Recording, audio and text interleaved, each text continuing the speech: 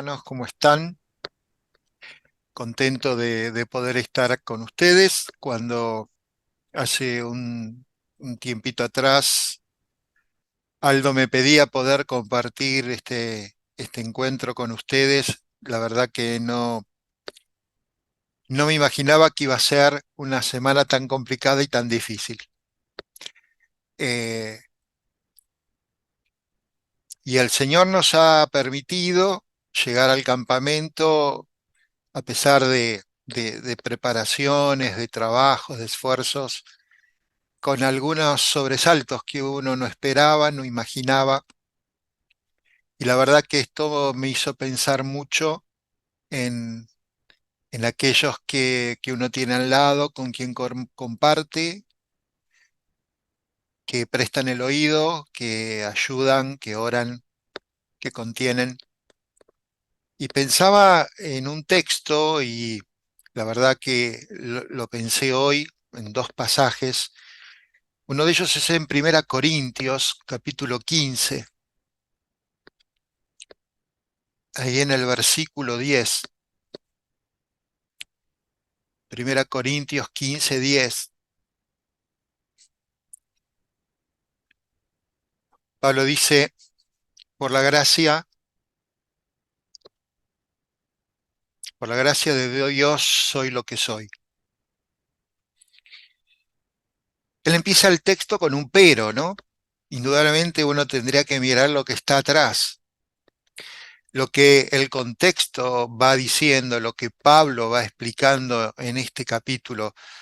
Pero él quiere hacer un alto y dice, pero, a ver, paremos un poco, pero la gracia de Dios es importante en mi vida, porque por la gracia de Dios soy lo que soy. Y cuando uno lee esto, hermanos, uno piensa, bueno, pero ¿qué soy? Y enseguida lo primero que uno atina a decir, bueno, yo soy un hijo de Dios,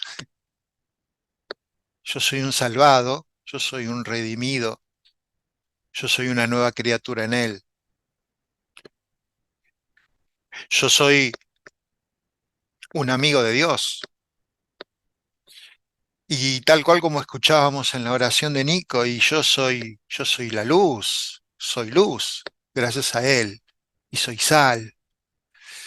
Y podemos entender todo lo que la gracia de Dios ha hecho en cada uno de nosotros, y por eso hoy los himnos tenían que ver con la gracia.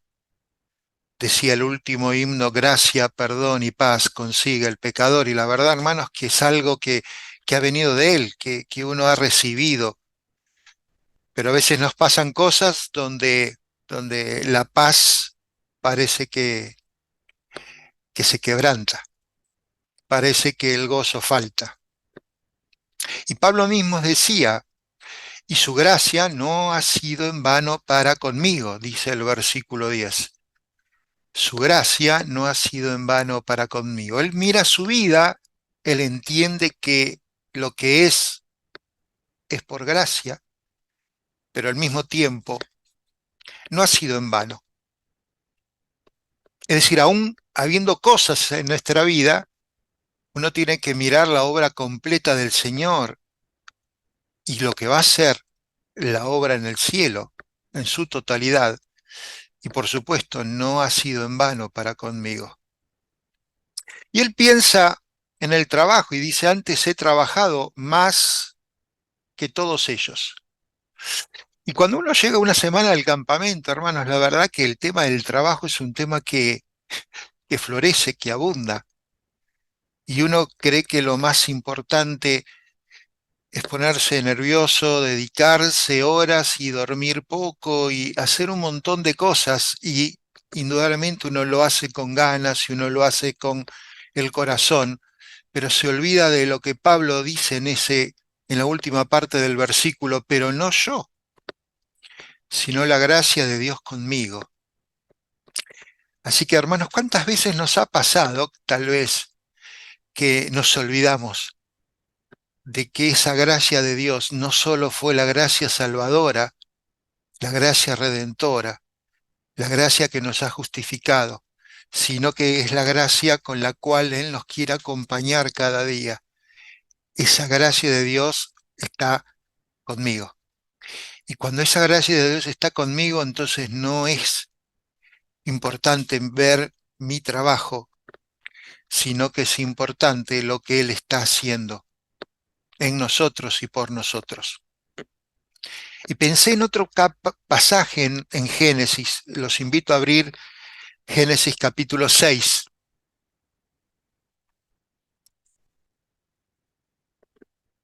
versículo 5. La verdad que pasó por mi mente este texto y me identifiqué. Y por eso quería compartir unos breves pensamientos en el tiempo que nos queda. Génesis capítulo 6, versículo 5. Dice la Escritura, y vio Jehová que la maldad de los hombres era mucha en la tierra, y que todo designio de los pensamientos del corazón de ellos era de continuo solamente el mal. Y se arrepintió Jehová de haber hecho al hombre en la tierra, y le dolió en su corazón. Y dijo Jehová, raeré de sobre la faz de la tierra a los hombres que he creado, desde el hombre hasta la bestia, y hasta el reptil y las aves del cielo, pues me arrepiento de haberlos hecho. Y dice el verso 8, pero Noé halló gracia ante los ojos de Jehová. Nuevamente estos peros que traen aliento a nuestro corazón. Cuando, hermanos, el relato dice que a Dios le dolió en su corazón, usa una palabra cuya raíz es muy similar a arrepentirse. Ahora, cuando nosotros, que no podemos dejar de considerar un texto contemplando la totalidad de la enseñanza de la Escritura, porque es lo que corresponde, lo que así nos enseña ella misma. Cuando uno se basa en otros pasajes, uno entiende que es imposible de que Dios se arrepienta. ¿Por qué? Porque Él no cambia de opinión como nosotros cambiamos de opinión. Que hoy decimos una cosa y mañana decimos otra. Que hoy pensamos una cosa y que mañana pensamos absolutamente lo contrario. Esta expresión literaria que utiliza el autor al escribir es una poderosa figura que expresa de una manera literal gráfica la ira y la determinación que Dios pone en las cosas que Él hace. Cuando uno lee todo el pasaje, el capítulo, uno entiende lo que ocurre después de Génesis capítulo 3, después de la caída del hombre. Y la sociedad fue avanzando y fue decayendo y llegó a un estado de deterioro y de disolución en donde obligatoriamente la ira de Dios se tenía que poner en manifiesto. Da la impresión que Dios cambió de opinión, pero no es así. A pesar de lo que parece, Él sigue actuando conforme a sus principios. Él actúa conforme a su propio ser. Por eso, en medio de esto, cuando uno dice le dolió, nos cuesta entender ese concepto de dolor, pero creo que es el concepto de ese sufrimiento que es la manifestación del amor. Y aunque parezca complicado entenderlo, nosotros, como seres humanos, como seres finitos, nos cuesta entender que de parte de Dios tanto como el amor y como su ira están íntimamente relacionadas, están tan vinculadas una con otra, que algunos dicen que son las dos caras de una misma moneda. Creo que a cada uno de nosotros nos ha dejado extasiado y maravillado el conocer a un Dios de amor, saber que Dios nos amaba, saber que Dios nos amó de tal manera que entregó a su Hijo. Ahora, lo más interesante es que Él nos amó de una manera maravillosa. ¿Lo merecíamos o no lo merecíamos? Él nos amaba porque Él es amor. Y esto es lo que nos atrajo a Él, que a pesar de nosotros, Él nos amó. Pero precisamente Él amó tanto y ama tanto, que aquellos que rechazan su amor, de alguna manera van a encontrar esa otra cualidad de Dios, que es ese amor que se convierte en ira. Aunque parezca duro decirlo, es algo que aún ocurre en los seres humanos, porque a veces es nuestro amor el que nos hace poner furiosos cuando alguien lastima a aquellos seres que nosotros amamos. Yo me imagino a un padre, a una madre que está con su hijo, y si cualquiera de esos padres llega a ver que a su hijo le están haciendo algo, es ese amor hacia su hijo el que inmediatamente se convierte en enojo para salir a su defensa. No es venganza, es un amor que se convirtió en una ira. Por eso es que cuesta al ser humano experimentar el amor de Dios y la ira de Dios. Pero es una misma cosa. Ahora nosotros tenemos algo maravilloso, porque el versículo 8 de Génesis dice, pero Noé halló gracia ante los ojos de Dios. Dios estuvo hablando a la humanidad, hablando a los seres humanos durante mucho tiempo. Y sin embargo, el ser humano seguía creyendo las mentiras de Satanás. ¿Cuáles mentiras?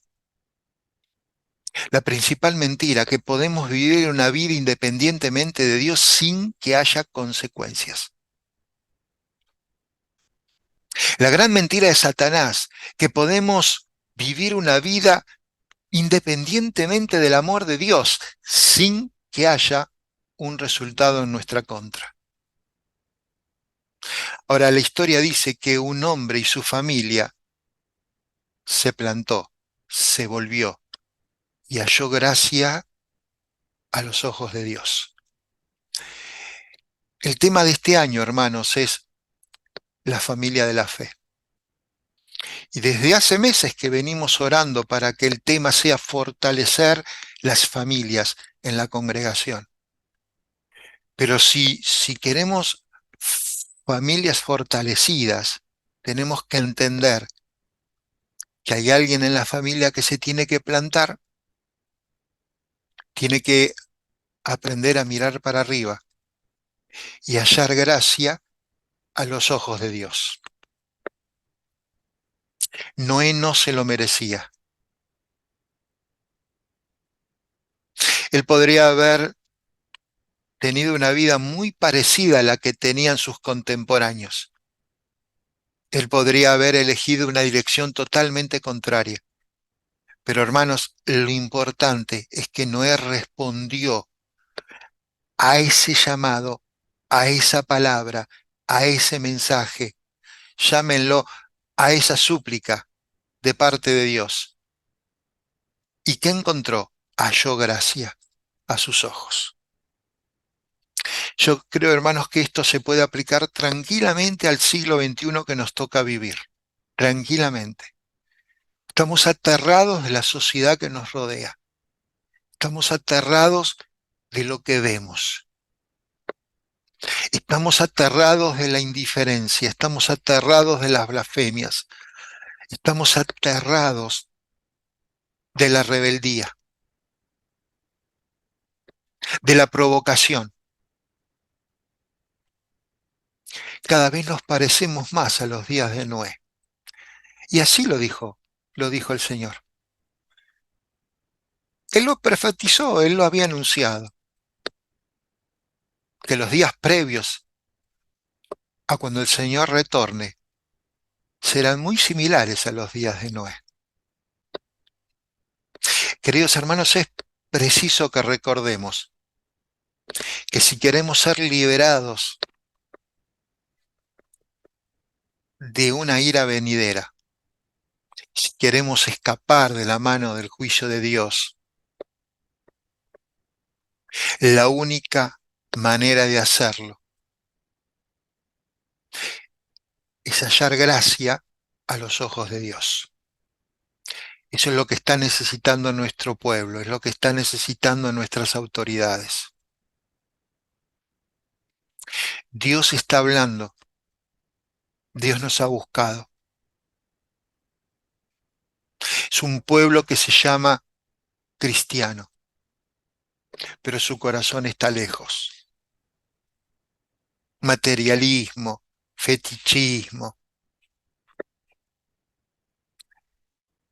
cada vez más esclavizado por el pecado, por la mentira, cada vez más agresión, cada vez más odio. Sí, qué lindo que como iglesia nos podemos reunir los martes y decirle, Señor, te digo gracias porque abriste mis ojos, porque tu gracia no fue en vano para conmigo. Y aunque a veces me equivoque y aunque a veces me enojo y aunque a veces tengo ansiedad y a veces dudo y aunque a veces creo que soy yo el que tiene que trabajar, Señor, gracias que me has perdonado. Y no soy yo el que trabaja, sino tu gracia trabaja en mí. Qué lindo que como iglesia los martes podemos decirle al Señor, gracias que nos dejaste tu Santo Espíritu. Qué lindo, qué lindo. Que nos enseña, que nos moviliza, que nos ayuda en nuestra flaqueza y en nuestra debilidad. Para ir terminando, porque quedan pocos minutos. Génesis capítulo 6, versículo 18. Génesis 6, 18. Dice la Escritura, pero estableceré mi pacto contigo. Y tú entrarás en el arca con tus hijos, tu mujer y las mujeres de tus hijos.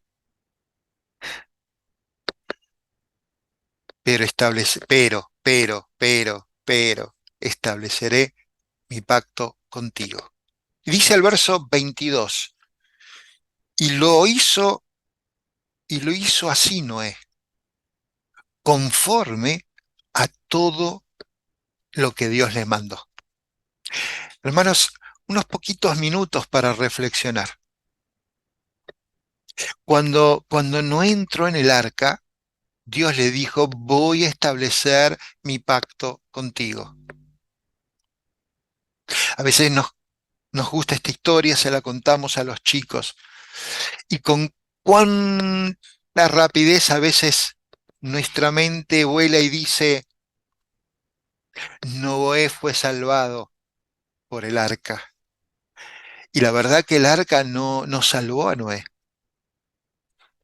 El arca fue el medio, gracias a esa salvación que fue posible. Pero lo que realmente salvó a Noé fue que Dios hizo un acuerdo con él, que Dios estableció un pacto con él. Lo que realmente salvó a Noé fue la palabra. que Dios le dio a Noé. Lo que realmente salvó a Noé y a su familia fue la promesa de Dios de que iban a ser salvos. Por lo tanto, hermanos, como iglesia, cada vez que nos reunimos los martes, qué lindo es ser agradecidos como hoy fuimos,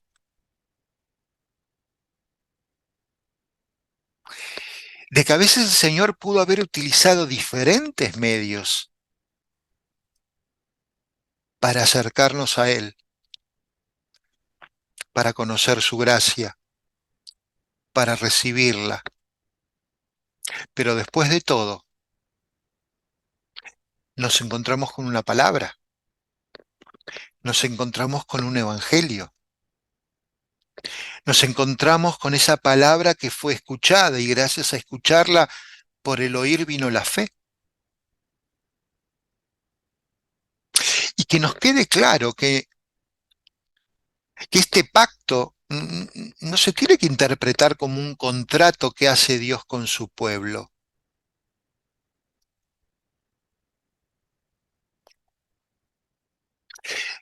Esa palabra, esa promesa de Dios fue la base de la nueva vida que tuvo Noé. Fue la manera en que arregló la vida de Noé. Ese, ese pacto va más lejos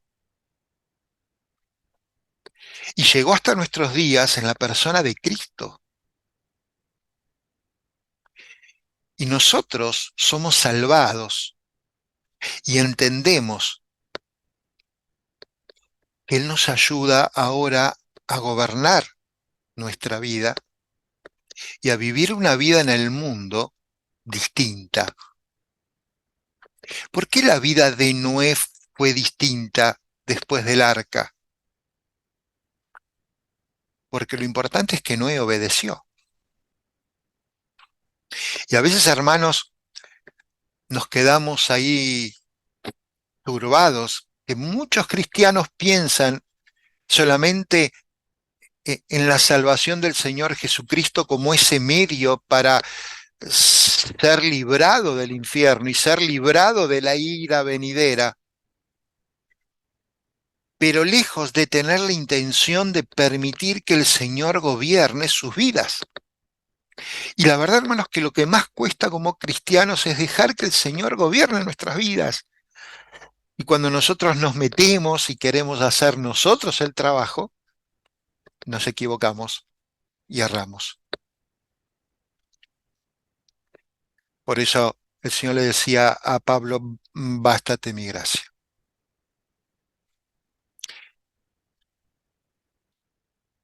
Y por la gracia del Señor, decía Pablo, soy lo que soy. No fue sencillamente el hecho de que Dios llevó a Noé al arca, sino esa obediencia a una manera de vivir acorde a lo que Dios le había pedido.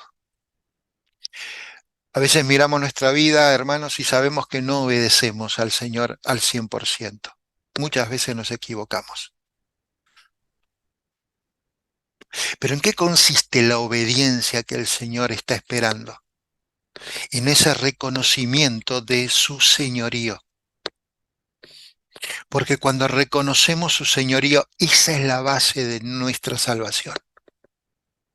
De la misma manera que Noé reconoció esa autoridad de Dios en permitirle hacer un arca y que esa arca se cierre en el momento apropiado y que esa arca flote en medio de las aguas y sea librado de la muerte que todos padecieron. Hermanos, nosotros cada martes nos reunimos para orar. ¿Y cuántas veces le decimos al Señor gracias que podemos depender de la palabra de Él? El mismo Señor Jesucristo decía, el cielo y la tierra van a pasar, pero ¿qué es lo que no va a pasar? Mis palabras. Mis palabras no van a pasar. Por eso, queridos hermanos, y en esta noche quiero decirle al Señor es gracias por este pacto que Él otorgó a cada uno de nosotros en la persona de Cristo. Porque este pacto es una nueva forma de vivir. Este pacto nos concede libertad. Este pacto nos da poder para poder obedecerle. Y aunque a veces nos equivocamos, hermanos, el Señor nos levanta. El Señor nos cura, el Señor nos asiste, el Señor nos consuela y el Señor nos sigue usando, aun siendo vasijas tan frágiles para la gloria de su nombre. A Él sea siempre la gloria, hermanos. Amén.